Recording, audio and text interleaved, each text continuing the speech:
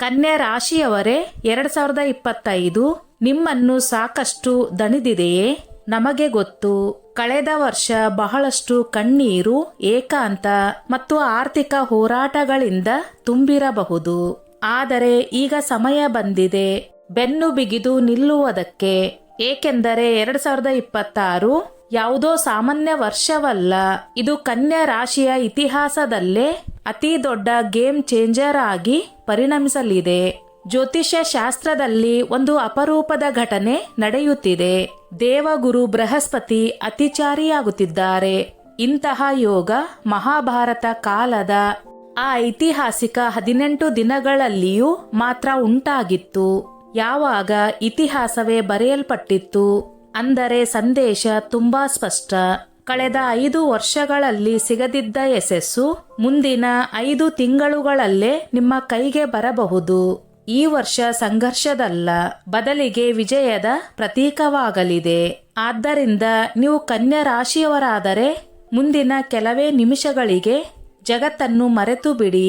ಇಂದು ನಾವು 2026 ಆ ನಕ್ಷೆಯನ್ನು ಡಿಕೋಡ್ ಮಾಡುತ್ತಿದ್ದೇವೆ. ಇದು ನಿಮ್ಮನ್ನು ರಂಕದಿಂದ ರಾಜನಾಗಿ ಮಾಡಬಲ್ಲದು. ಪ್ರೀತಿಯ ಸ್ನೇಹಿತರೆ, ಈಗ ತಿಳಿದುಕೊಳ್ಳೋಣ.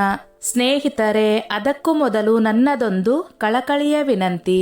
ಎಷ್ಟೋ ಜನ ವಿಡಿಯೋ ನೋಡುತ್ತೀರಿ, ಆದರೆ ಲೈಕ್ ಮಾಡುವುದನ್ನು ಮರೆತು ಬಿಡುತ್ತೀರಿ. ದಯವಿಟ್ಟು ಲೈಕ್ ಮಾಡಿ. ನಿಮ್ಮ ಅನಿಸಿಕೆ ಅಭಿಪ್ರಾಯಗಳನ್ನು ಕಮೆಂಟ್ ಮಾಡುವ ಮೂಲಕ ತಿಳಿಸಿ. ನೀವು ಯಾವುದೇ ಕೆಲಸ ಕಾರ್ಯಗಳನ್ನು ಮಾಡುತ್ತಿದ್ದರೆ ಯಾವುದೇ ಅಡೆತಡೆ ವಿಘ್ನಗಳು ಬರಬಾರದೆಂದರೆ ಓಂ ಗಣೇಶಾಯ ನಮಃ ಎಂದು ಕಮೆಂಟ್ ಮಾಡಿ. ನಿಮ್ಮ 4ನೇ ಭಾವದಲ್ಲಿ ದೊಡ್ಡ ಜಮಾವಣೆ ಇದೆ. ಸೂರ್ಯ, ಮಂಗಳ, ಬುಧ ಮತ್ತು ಶುಕ್ರ ಈ 4 ಗ್ರಹಗಳು ನಿಮ್ಮ ಸುಖ ಭಾವದಲ್ಲಿ ವಿರಾಜಮಾನ್ಯದಲ್ಲಿವೆ. ವರ್ಷದ ಆರಂಭವೇ ಪವರ್ ಪ್ಯಾಕ್ಡ್ ಆಗಿದೆ.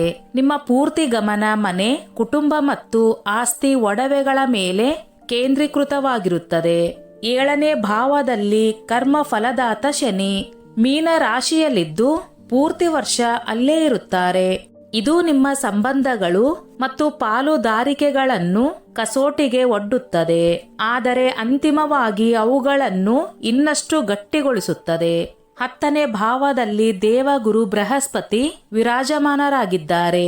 ಅಂದರೆ ನಿಮ್ಮ ಭವಿಷ್ಯದ ಮನೆಯಲ್ಲೇ. ವರ್ಷದ ಆರಂಭದಲ್ಲೇ ಕೆಲಸ, ವೃತ್ತಿಯಲ್ಲಿ ಸ್ಥಿರತೆ ಮತ್ತು ಬುದ್ಧಿಯ ಅಪೂರ್ವ ಸಮ್ಮಿಳನ ಕಾಣುತ್ತದೆ. ರಾಹು ನಿಮ್ಮ 6ನೇ ಭಾವ ಕುಂಭದಲ್ಲಿದ್ದು ಕೇತು 12ನೇ ಭಾವ ಸಿಂಹದಲ್ಲಿದೆ. ಇದು ಚತುರ್ಹಂತ ಯೋಗ ಎಂಬ ಶ್ರೇಷ್ಠ ಸ್ಥಿತಿ. ಹಾಗಾದರೆ ಚದುರಂಗದ ಫಲಕ ಸಿದ್ಧವಾಗಿದೆ. ಕಾಯಿಗಳು ತಮ್ಮ ತಮ್ಮ ಸ್ಥಾನದಲ್ಲಿವೆ. ಈಗ ತಿಂಗಳುಗಳು ಉರುಳುತ್ತಾ ಹೋದಂತೆ ಈ ಗ್ರಹಗಳು ನಿಮ್ಮ ಜೀವನದಲ್ಲಿ ಯಾವ ಆಟ ಆಡಲಿವೆ ಎಂಬುದನ್ನು ನೋಡೋಣ. ಮೊದಲು ತಿಳಿದುಕೊಳ್ಳುವುದು ಅತ್ಯಂತ ಮುಖ್ಯ ವಿಷಯದ ಬಗ್ಗೆ. ಆರ್ಥಿಕ ಸ್ಥಿತಿ.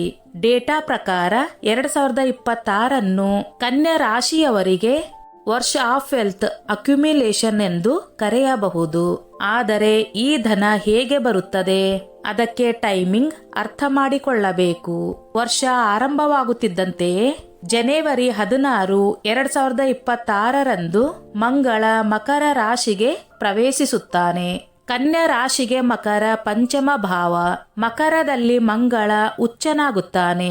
ಜ್ಯೋತಿಷ್ಯ ಶಾಸ್ತ್ರದಲ್ಲಿ ಇದನ್ನು ಲಕ್ಷ್ಮೀ ಸ್ವರೂಪ ಎಂದೇ ಕರೆಯುತ್ತಾರೆ. ಏಕೆಂದರೆ ಮಂಗಳ ನಿಮ್ಮ 8ನೇ ಭಾವದ ಸ್ವಾಮಿಯೂ ಆಗಿದ್ದಾನೆ. 8ನೇ ಭಾವದ ಸ್ವಾಮಿ ಪಂಚಮದಲ್ಲಿ ಉಚ್ಚನಾದಾಗ ಹಿಡನ್ ವೆಲ್ತ್ ನೀಡುತ್ತಾನೆ. ಲ್ಯಾಟರಿ, ಶೇರ್ ಮಾರ್ಕೆಟ್ ಅಥವಾ ಪೂರ್ವಜರ ಆಸ್ತಿಯಿಂದ ಅನಿರೀಕ್ಷಿತ ಲಾಭ. ಎಲ್ಲಿ ನಿಮ್ಮ ಹಣ ಸಿಕ್ಕಿ ಹಾಕಿಕೊಂಡಿದೆಯೋ ಅದು ಜನವರಿಯಲ್ಲೇ ವಾಪಸ್ ಬರುವ ಯೋಗಗಳಿವೆ. ವರ್ಷದ ಆರಂಭದಲ್ಲಿ 4ನೇ ಭಾವದಲ್ಲಿ 4 ಗ್ರಹಗಳು ಮತ್ತು ಗುರುವಿನ ದೃಷ್ಟಿ. ಇದರಿಂದ ರಿಯಲ್ ಎಸ್ಟೇಟ್ಗೆ ಅದ್ಭುತ ಸಮಯ. ಮನೆ ಖರೀದಿ ಮಾಡುವ, ಹಳೆಯದನ್ನು ಮಾರಿ ಲಾಭ ಪಡೆಯುವ, ಮನೆ ರಿಪೇರಿ ಮಾಡುವ ಅಥವಾ ಹೊಸ ವಾಹನ ಖರೀದಿಸುವುದಕ್ಕೆ ಜನವರಿ ಮತ್ತು ಮಾರ್ಚ್ ಬಹಳ ಅತ್ಯುತ್ತಮ. ಈಗ ವರ್ಷದ ಅತಿ ದೊಡ್ಡ ಬಂಪರ್ ಯೋಗ. ಜೂನ್ 2, 2026 ದೇವಗುರು ಬೃಹಸ್ಪತಿ ಮಿಥುನದಿಂದ ಕರ್ಕ ರಾಶಿಗೆ ಬರುತ್ತಾರೆ. ಕನ್ಯಾ ರಾಶಿಗೆ ಕರ್ಕ 12ನೇ ಭಾವ ಲಾಭಸ್ಥಾನ ಮತ್ತು ಕರ್ಕದಲ್ಲಿ ಗುರು ಉಚ್ಚನಾಗುತ್ತಾನೆ. 11ನೇ ಭಾವದಲ್ಲಿ ಉಚ್ಚ ಗುರು ಇರುವುದು ಜ್ಯೋತಿಷ್ಯದ ಅತಿ ಶುಭ ಸ್ಥಿತಿಗಳಲ್ಲಿ ಒಂದು. ನಿಯಮಿತ ಆದಾಯದಲ್ಲಿ ಭಾರೀ ಜಿಗಿತ, ಚಿನ್ನ ಬೆಳ್ಳಿಯಲ್ಲಿ ಹೂಡಿಕೆ, ನಿಮ್ಮ ಬ್ಯಾಂಕ್ ಬ್ಯಾಲೆನ್ಸ್ ಗಗನಕ್ಕೇರುತ್ತದೆ. ಆರ್ಥಿಕ ಸಲಹೆ, ಆರಂಭದಲ್ಲಿ ಸ್ವಲ್ಪ ರಿಸ್ಕ್ ತೆಗೆದುಕೊಳ್ಳಿ. ಜೂನ್ ಮತ್ತು ಅಕ್ಟೋಬರ್ ನಡುವೆ ಗಳಿಸಿದನ್ನು ಉಳಿಸಿ ಹೂಡಿಕೆ ಮಾಡಿ. ಇದು ನಿಮ್ಮ ಮುಂದಿನ 12 ವರ್ಷಗಳ ಆರ್ಥಿಕ ಬುನಾದಿ ಗಟ್ಟಿಗೊಳಿಸುತ್ತದೆ. ಕೆರಿಯರ್, ಮೇ ತನಕ ಗುರು 10ನೇ ಭಾವದಲ್ಲೇ ಇರುತ್ತಾರೆ. ಮಾರ್ಚ್ 11, 2026 ತನಕ ಗುರು ವಕ್ರಿಯಾಗಿರಬಹುದು. ಆದ್ದರಿಂದ ಪ್ರಭಾವ ಸ್ವಲ್ಪ ಕಡಿಮೆ ಎನಿಸಬಹುದು. ಮಾರ್ಚ್ 11 ಗುರು ಮಾರ್ಗಿಯಾದ ಮೇಲೆ ನಿಜವಾದ ಆಟ ಶುರುವಾಗುತ್ತದೆ. ಕೆಲಸದ ಎಲ್ಲ ಅಡೆತಡೆಗಳು ದೂರ, ಉತ್ಪಾದಕತೆ ಆಕಾಶ ಮುಟ್ಟುತ್ತದೆ. ಏಪ್ರಿಲ್ 2, 2026 ಸುಮಾರು ಮಂಗಳ ಮೀನಕ್ಕೆ ಬಂದು ಶನಿಯ ಜೊತೆ ಯುತಿಯಾಗುತ್ತಾನೆ. ಇದು ಭಾರಿ ಶಕ್ತಿಯ ಮೂಲ.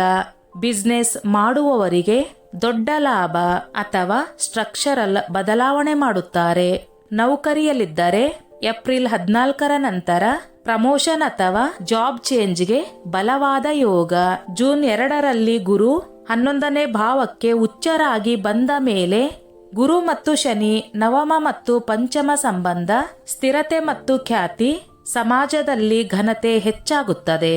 ಹಳೆಯ ಕಾನೂನು ಕೇಸ್ಗಳು ನಿಮ್ಮ ಪರವಾಗಿ ಇತ್ಯರ್ಥವಾಗುತ್ತವೆ. ಎಚ್ಚರಿಕೆ, ಜುಲೈ ಮತ್ತು ಡಿಸೆಂಬರ್ ಶನಿ ವಕ್ರಿ. ಆಫೀಸ್ ರಾಜಕಾರಣದಿಂದ ದೂರ, ಶಾರ್ಟ್ಕಟ್ ಬೇಡ. ಶನಿ ಕೇವಲ ಕಠಿಣ ಪರಿಶ್ರಮವನ್ನು ಮಾತ್ರ ಸ್ವೀಕರಿಸುತ್ತಾನೆ. ಪ್ರೇಮ ಮತ್ತು ಸಂಬಂಧ 2026 ಕನ್ಯಾ ರಾಶಿಯ love story cinematic, drama, suspense ಮತ್ತು ಹ್ಯಾಪಿ ಎಂಡಿಂಗ್ ಎಲ್ಲವೂ ಇರುತ್ತದೆ. ಪೂರ್ತಿ ವರ್ಷ ಶನಿ 7ನೇ ಭಾವದಲ್ಲಿ ಇರುವುದರಿಂದ ರೊಮ್ಯಾನ್ಸ್ ಸ್ವಲ್ಪ ಕಡಿಮೆ, ಜವಾಬ್ದಾರಿ ಹೆಚ್ಚು. ಜನವರಿ 14, ಫೆಬ್ರವರಿ 14 ಈಗೋ ಕ್ಲಾಶ್ ಸಾಧ್ಯ, ಶಾಂತವಾಗಿರಿ. ಆದರೆ ಮಾರ್ಚ್ 2, 2026 ಶುಕ್ರ 7ನೇ ಭಾವದಲ್ಲಿ ಉಚ್ಚ. ಅವಿವಾಹಿತರಿಗೆ ಮಾರ್ಚ್ ಮತ್ತು ಏಪ್ರಿಲ್ನಲ್ಲಿ ಮದುವೆಯಾಗುವ ಸಾಧ್ಯತೆ ಅತ್ಯಧಿಕ. ಮಹಾಲಕ್ಷ್ಮಿ ಯೋಗ, ದಂಪತಿಗಳಲ್ಲಿ ಪುನಃ ರೊಮ್ಯಾನ್ಸ್, ಮಧುರತೆ. ಜೂನ್ 2 ನಂತರ ಗುರುವಿನ ನವಮ ದೃಷ್ಟಿ 7ನೇ ಭಾವದ ಮೇಲೆ ಒಡೆಯುತ್ತಿದ್ದ ಸಂಬಂಧಗಳು ಕೂಡ ಉಳಿಯುತ್ತವೆ. ಡೈವರ್ಸ್ ಪ್ರಕರಣದಲ್ಲಿದ್ದರೂ ಸುಲಹ ಸಾಧ್ಯ. ಗುರುವಿನ ಪಂಚಮ ದೃಷ್ಟಿ ಸಂತಾನ ಭಾವದ ಮೇಲೆ. ಜೂನ್ 2, ಅಕ್ಟೋಬರ್ 31 ನಿಮ್ಮ ಗೋಲ್ಡನ್ ಟೈಮ್ ಶುರುವಾಗಲಿದೆ. ಗೃಹಿಣಿಯರಿಗೆ ವಿಶೇಷ. ವರ್ಷದ ಆರಂಭದಲ್ಲಿ 4ನೇ ಭಾವದಲ್ಲಿ 4 ಗ್ರಹಗಳ ಗುಂಪು, ಮನೆ ರಿಪೇರಿ, ಅತಿಥಿಗಳು, ಹೊಸ ವಸ್ತುಗಳ ಖರೀದಿ ಮತ್ತು ಮನೆ ತುಂಬ ಸಂತೋಷ ತುಂಬಿರುತ್ತದೆ. ಜೂನ್ 2 ನಂತರ ಉಚ್ಚ ಗುರು 11ನೇ ಭಾವದಲ್ಲಿ ಕುಬೇರನ ಖಜಾನೆ ತೆರೆಯುತ್ತದೆ. ನಿಮ್ಮ ಬಹುದಿನಗಳ ಇಚ್ಛೆಗಳು ಈಡೇರುತ್ತವೆ. ಗಂಡನ ಆದಾಯ ಏರಿಕೆಯಿಂದ ಬಜೆಟ್ ರಿಲ್ಯಾಕ್ಸ್, ನಿಮಗೆ ಆರ್ಥಿಕ ಸ್ವಾತಂತ್ರ್ಯ. ಮಕ್ಕಳ ಚಿಂತೆ ದೂರ, ಅವರ ದೊಡ್ಡ ಸಾಧನೆ, ನಿಮ್ಮಲ್ಲಿರುವ ಕೌಶಲ್ಯ, ಅಡುಗೆ, ಪೇಂಟಿಂಗ್, ಬುಟಿಕ್. ಜೂನ್ ನಂತರ ವೃತ್ತಿಯಾಗಿ ಬದಲಾಯಿಸುವ ಅದ್ಭುತ ಸಮಯ. ಆರೋಗ್ಯ ಒಟ್ಟಾರೆ ಒಳ್ಳೆಯದು. ರಾಹು 6ನೇ ಭಾವದಲ್ಲಿ ಇರುವುದರಿಂದ ಹಳೆಯ ರೋಗಗಳ ಮೇಲೆ ಜಯ. ಆದರೆ ಡಿಸೆಂಬರ್ 2025 ಅಂತ್ಯ, ಜನವರಿ 2026 ಆರಂಭದಲ್ಲಿ ಬೆಂಕಿ ಅಥವಾ ವಿದ್ಯುತ್ ಅಪಾಯ ಹೆಚ್ಚು, ಎಚ್ಚರವಾಗಿರಿ. ಏಪ್ರಿಲ್ ಮತ್ತು ಜುಲೈ ಚರ್ಮ ಮತ್ತು ಜೀರ್ಣ ಸಮಸ್ಯೆ ಸಾಧ್ಯ. ಮುಖ್ಯ ಕಾರಣ ಅತಿಯಾದ ಚಿಂತೆ. ಮುಖ್ಯ ದಿನಾಂಕಗಳು: ಜನವರಿ 16 ಮಂಗಳ ಉಚ್ಚ ಸ್ಥಾನದಲ್ಲಿ, ನಿಮಗೆ ಧನಲಾಭ. ಮಾರ್ಚ್ 2 ಶುಕ್ರ ಉಚ್ಚ ಸ್ಥಾನದಲ್ಲಿ, ನಿಮ್ಮ ಪ್ರೇಮ ಮದುವೆಗೆ green signal. 11-30 April danger zone, ಬುಧ ನೀಚ ಸ್ಥಾನದಲ್ಲಿ. ಜೂನ್ 2 ದ ಬಿಗ್ ಡೇ, ಗುರು ರಾಶಿ ಪರಿವರ್ತನೆ, ನಿಮ್ಮ ಭಾಗ್ಯದ ಬಾಗಿಲು ತೆರೆಯುತ್ತದೆ. ಜುಲೈ 27, ಡಿಸೆಂಬರ್ 11 ಶನಿ ವಕ್ರಿ, ನಿಮ್ಮ ಧೈರ್ಯ ಪರೀಕ್ಷೆ. ಸೆಪ್ಟೆಂಬರ್ 18 ಮಂಗಳ ಕರ್ಕಕ್ಕೆ ನೀಚಭಂಗ ರಾಜಯೋಗ. ಅಕ್ಟೋಬರ್ 31 ಗುರು ಸಿಂಹಕ್ಕೆ ಆಧ್ಯಾತ್ಮಿಕ ಮತ್ತು ಖರ್ಚು ಆರಂಭ. ಡಿಸೆಂಬರ್ 6 ರಾಹು ಪಂಚಮಕ್ಕೆ ಅತಿ ಯೋಚನೆ. ಉಪಾಯಗಳು: 1. ಪ್ರತಿ ಬುಧವಾರ ಗಣೇಶನಿಗೆ ದುರ್ವೆ ಮತ್ತು ಮೋದಕ ಅರ್ಪಿಸಿ. 2. ಬುಧ ಬಲಕ್ಕಾಗಿ 108 ಬಾರಿ ಓಂ ಬುಂ ಬುಧಾಯ ನಮಃ ಅಥವಾ ಓಂ ಬ್ರಾಂ ಬ್ರೀಂ ಬ್ರೌಂ ಸಂ ಬುಧಾಯ ನಮಃ ಮಂತ್ರವನ್ನು ಜಪ ಮಾಡಿ. ಬುಧವಾರ ಹಸುವಿಗೆ ಹಸಿರು ಮೇವು ಅಥವಾ ಮೂಂಗ್ ದಾಲ್ ತಿನ್ನಿಸಿ. ಸಾಧ್ಯವಾದರೆ ಪನ್ನ ಧರಿಸಿ. 3. ಜೂನ್ 2 ನಂತರ ಪ್ರತಿ ಗುರುವಾರ ವಿಷ್ಣು ಸಹಸ್ರನಾಮ ಪಾರಾಯಣ.